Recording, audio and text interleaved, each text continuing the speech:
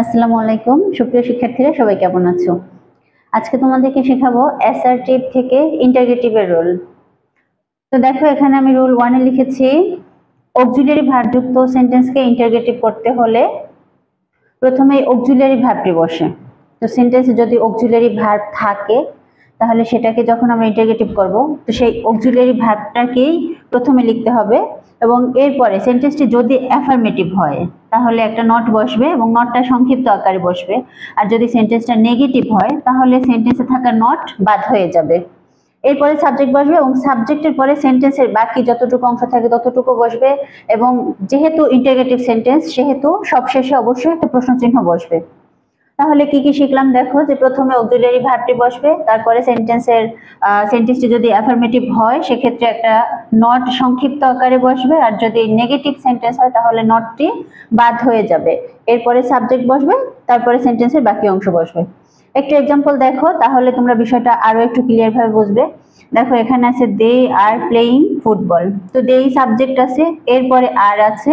আর যেহেতু auxiliary verb, আমরা নিয়ম অনুযায়ী শুরুতে আর বসালাম এবং এই সেন্টেন্সটা অ্যাফার্মেটিভ, অর্থাৎ এই সেন্টেন্সের কোথাও দেখো কোনো নট নাই। যেহেতু এটা অ্যাফার্মেটিভ সেন্টেন্স, তাই একটা নট সংক্ষিপ্ত আকারে আমি আর এর সাথে বসিয়ে আরেঞ্জ করে দিলাম।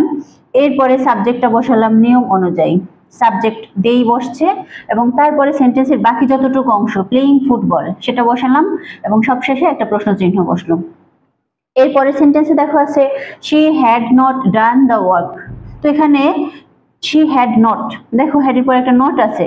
নট যেহেতু আছে সেহেতু সেন্টেন্সটা নেগেটিভ সেন্টেন্স এবং এটাকে আমরা যখন ইন্টারগেটিভ করব তখন এই নটটা বাদ হয়ে যাবে।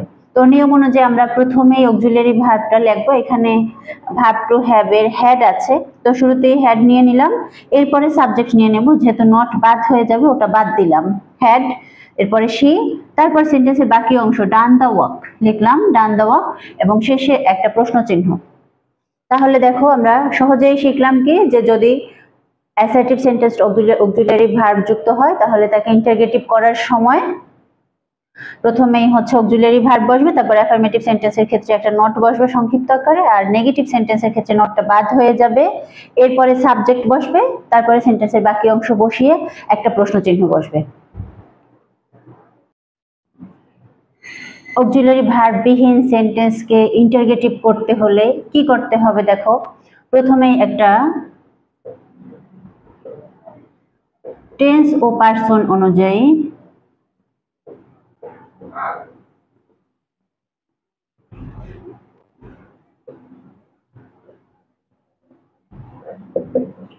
ডোন্ট, ডাজেন্ট অথবা ডিডেন্ট বসে।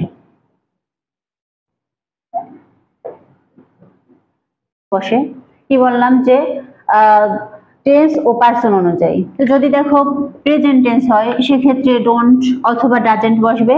যদি subject third person singular number হয় সেক্ষেত্রে হবে ডাজেন্ট। আর যদি ফার্স্ট অথবা সেকেন্ড পার্সন অথবা কোনো থার্ড পার্সন প্লুরাল নাম্বার হয় তাহলে ডোন্ট বসবে। আর যদি দেখো যে সেন্টেন্সটা পাস্ট মুডে আছে তাহলে সব সময় ডিডেন্ট বসবে। সেক্ষেত্রে পার্সন ম্যাটার করে না, সব পার্সনের ক্ষেত্রে ডিডেন্ট বসে। তো প্রথমে যদি আমরা ডোন্ট, ডাজেন্ট অথবা ডিডেন্ট বসাই, তারপরে সাবজেক্টটা বসবে এবং সাবজেক্টের পরে সেন্টেন্সের বাকি অংশ বসে। সাবজেক্টের পরে অবশ্য মূল ভার্ব যে থাকে সেই মূল ভার্বের বেজ ফর্ম বসে, অর্থাৎ V0 যে ফর্মটা আছে সেটা বসে। এখানে ভার্বের সাথে এস বা এস কিছু যোগ হবে না, জাস্ট বেস ফর্মটা বসবে এবং তারপরে সেন্টেন্সের বাকি অংশটা বসে।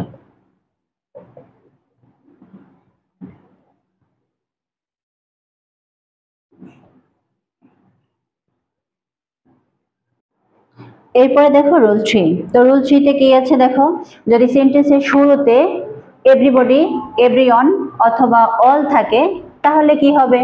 তো এই যে এভরিবডি, এভরিওয়ান, অল যেটাই থাকুক না কেন সেন্টেন্সের শুরুতে তার পরিবর্তে হু, ডাজেন্ট বসে। তবে কখনো কখনো যদি এভরিবডি, এভরিওয়ান, অল এর পরে অক্সিলিয়ারি ভার্ব থাকে তাহলে হুর পরে সেই ভার্বটা বসিয়ে তারপর একটা নট বসবে। তো নরমালি কি হয় বলে এভরিবডি, এভরিওয়ান, অল যদি থাকে তারপরে একটা তার পরিবর্তে হু ডাজেন্ট বসে, এরপরে যে ভার্বটা থাকে সেই ভার্বের বেজ ফর্ম বসে এবং সেন্টেন্সের বাকি অংশ বসিয়ে শেষে একটা প্রশ্ন চিহ্ন বসে। একটা এক্সাম্পল দিলে বিষয়টা আরেকটু ক্লিয়ার ভাবে বুঝতে পারবে। দেখো, এভরিবডি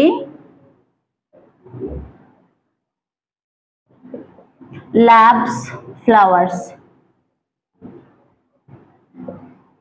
তাহলে আমরা কি করতে পারি বলো, এই যে এভরিবডি আছে, এভরিবডিটা বাদ দিয়ে দেব, এর পরিবর্তে বসাবো হু ডাজ নট। এরপরে লাভস আছে, তো লাভস আছে সেক্ষেত্রে আমরা কি করব, বেস ফর্ম লাভ দিয়ে দেব, তারপরে আছে ফ্লাওয়ার্স, তো ফ্লাওয়ার্সটা দিলাম, এরপরে প্রশ্ন চিহ্ন। তারপরে দেখো everyone wants to be happy। সবাই সুখী হতে চায়, তো কি করব বলো, এই যে এভরিওয়ান আছে এটা বাদ দিয়ে দেব, এর পরিবর্তে লিখবো who doesn't want to be happy। কে না সুখী হতে চায়। তাহলে আশা করি তোমরা নিয়মটা বুঝতে পেরেছো। এভরিবডি, এভরিওয়ান, অল যদি থাকে তার পরিবর্তে হু ডাজেন্ট বসে, তারপরে মূল ভার্বের বেজ ফর্ম বসে, বাকি অংশ বসে প্রশ্ন চিহ্ন বসে। তো এরপরে রুল 4 এ দেখো, আমরা আগেরটা শিখছিলাম এভরিবডি, এভরিওয়ান, অল এর পরিবর্তে হু ডাজেন্ট বসে। তো এইবার রুল 4 এ দেখো, যদি এভরি প্লাস নাউন থাকে তাহলে আমরা কি করব, সেই ক্ষেত্রে কি করব বলো, এই যে এভরি আছে এর পরিবর্তে বসাবো ইজ দেয়ার এনি। একটু পার্থক্য কিন্তু আছে, একটু খেয়াল করতে হবে। এভরি প্লাস নাউন যুক্ত সেন্টেন্স ইন্টারগেটিভ করতে হলে এভরি পরিবর্তে প্রথমে আমরা ইজ দেয়ার এনি বসাবো, তারপরে আমরা ওই নাউনটাকে বসাবো। ইজ দেয়ার এনি প্লাস নাউনটি বসে, এরপরে কি বসে, আবার সেই হু ডাজেন্ট কিন্তু বসে, হু ডাজেন্ট, তারপরে মূল ভার্বের বেজ ফর্ম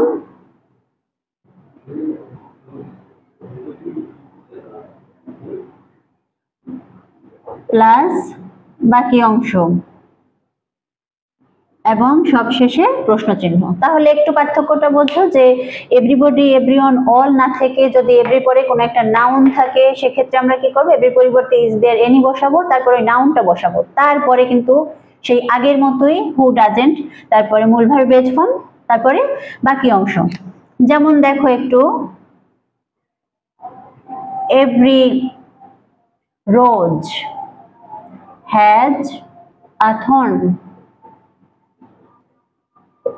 প্রত্যেক গোলাপেই কাঁটা আছে বা সকল গোলাপেই কাঁটা আছে। তাহলে এটাকে যদি আমরা ইন্টারগেটিভ করতে যাই তাহলে কি হবে বলো, এভরির পরিবর্তে আমরা শুরুতেই বসাবো একটা ইজ দেয়ার এনি। এরপরে দেখো এই যে রোজ নাউনটা আছে, এই নাউনটাকে আমরা এখানে বসাবো। তাহলে কি হলো, ইজ দেয়ার এনি রোজ, এরপরে আছে হু ডাজেন্ট।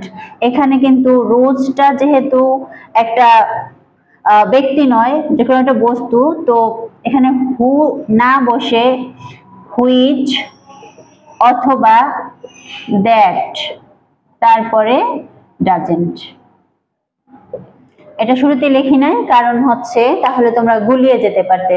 তাহলে কি বললাম, যদি ব্যক্তি থাকে তাহলে হু ডাজেন্ট বসবে, বাট ব্যক্তি ছাড়া যদি অন্য কোনো বস্তু বা পদার্থ থাকে সেক্ষেত্রে কি করতে হবে বলো, হুইচ অথবা দ্যাট, তারপরে ডাজেন্ট। তাহলে কি লিখবো, is there any rose that doesn't. এরপরে বেজ ফর্ম, তো হ্যাভ, হ্যাজ, হ্যাড, এর বেজ ফর্মটা আমরা লিখি কি হ্যাভ। তাহলে আবার একটু শুরু থেকে দেখো, is there any rose that doesn't have, এরপর বাকি অংশ আ থর্ন এবং শেষে প্রশ্ন চিহ্ন। আরেকটা এক্সাম্পল দেখো, every mother loves her child. প্রত্যেক মা তার সন্তানকে ভালোবাসেন। তাহলে নিয়ম অনুযায়ী আমরা কি করব, এভরি পরিবর্তে is there, is there any, এরপরে নাউনটা বসিয়ে দেব মাদার। তারপরে নিয়ম মতো কি বসাবো, হু ডাজেন্ট, এবং লাভস আছে, এর বেজ ফর্ম হবে লাভ, তারপর বাকি অংশ হার চাইল্ড। তাহলে দেখো আমাদের নিয়মের সাথে মিললো কিনা, শুরুতে ইজ দেয়ার এনি বসাইলাম, তারপরে এই যে নাউনটা বসালাম, তারপরে হু ডাজেন্ট, এরপরে ভার্বের বেজ ফর্ম এবং সেন্টেন্সের বাকি অংশ বসিয়ে সব শেষে একটা প্রশ্ন চিহ্ন বসিয়ে দিলাম। রুল 5 এ শিখবো নোবডি, নো ওয়ান, নান যদি সেন্টেন্সের শুরুতে থাকে তাহলে কি করতে হবে। নোবডি, নো ওয়ান, নান এটা আমরা একটু লিখি, সেন্টেন্সের শুরুতে থাকলে, সেন্টেন্স এর শুরুতে থাকলে কি করতে হবে দেখো, প্রথমে হু বসে। তাহলে এবার কি বসবে বলো, এই যে নোবডি, নো ওয়ান, নান দেখছো, এর যেটাই থাকুক না কেন এটা বাদ হয়ে এর পরিবর্তে হু বসে। তারপরে কি বসবে, সেন্টেন্সের বাকি অংশ, আগে ভার্বটা বসবে, ওই যে ভার্ব যেমন আছে তেমনই থাকবে, ভার্ব প্লাস সেন্টেন্সের বাকি অংশ। এক্ষেত্রে কিন্তু ভার্বের যেই ফর্মটাই থাকুক সেন্টেন্সে যেটা থাকবে ঠিক সেটাই বসবে, কোনো চেঞ্জ হবে না। যদি ভার্বের সাথে এসবে যুক্ত থাকে তাহলে সেটাই বসবে, যদি ভার্বের V2 ফর্ম থাকে অর্থাৎ পাস্ট ফর্ম থাকে তাহলে সেই পাস্ট ফর্মটাই বসবে। এই ক্ষেত্রে ভার্বের কোনো চেঞ্জ হবে না। তো এরপর বাকি অংশের পরে কি হবে, প্রশ্ন চিহ্ন। তো এইখানে দেখো খুবই ইজি একটা নিয়ম, শুধু আমরা কি করব, নোবডি, নো ওয়ান, নান ওগুলো উঠিয়ে দিয়ে তার পরিবর্তে হু বসাবো, তারপরে যেমন আছে সব অংশটা হুবহু বসিয়ে দেব, আর কোনো চেঞ্জ নাই। একটা এক্সাম্পল দেখো, নোবডি বিলিভস আ লায়ার।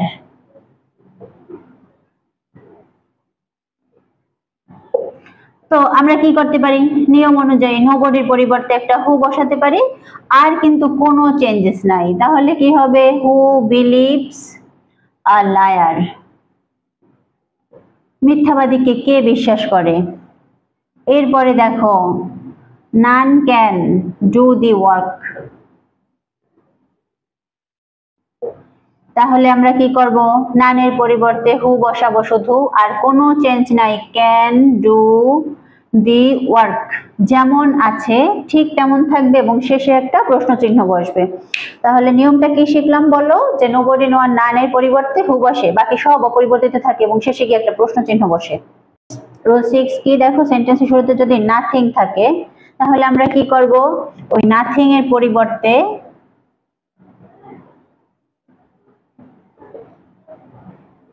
একটা হট বসে। এরপরে আর কোনো চেঞ্জ নাই, কি হবে তাহলে, সেন্টেন্স এর বাকি অংশ অপরিবর্তিত অবস্থায় বসে।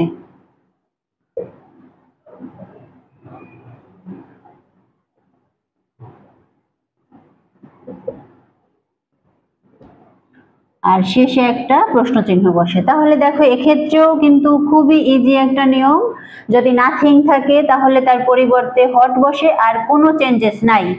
যেমন একটা এক্সাম্পল দেখো, তাহলে বিষয়টা আরো তোমরা ক্লিয়ার বুঝতে পারবা। নাথিং ক্যান কনসার্ন হিম নাও, মানে কোনো কিছুই এখন আর তাকে উদ্বিগ্ন করতে পারবে না। তো আমরা নিয়ম অনুযায়ী শুধু নাথিং এর পরিবর্তে একটা হট বসাইয়ে দেই এবং তারপরে বাকি অংশ যেমন আছে জাস্ট তেমন রেখে দেই। তাহলে কি হলো বলো, হোয়াট ক্যান কনসার্ন হিম নাও। আশা করি এই নিয়মটা তোমরা বুঝতে পেরেছো। আচ্ছা, পরের নিয়মটা দেখো, হচ্ছে সেন্টেন্সের মাঝে যদি নো অথবা এনি থাকে তবে কি হবে। তো আমরা তো পড়ছিলাম যে যদি সেন্টেন্সের শুরুতে নাথিং থাকে তার পরিবর্তে হোয়াট বসে, এবার যদি মাঝে নাথিং থাকে তখন কি হয় বলো, তার পরিবর্তে যথাক্রমে এনি অথবা এনিথিং বসে।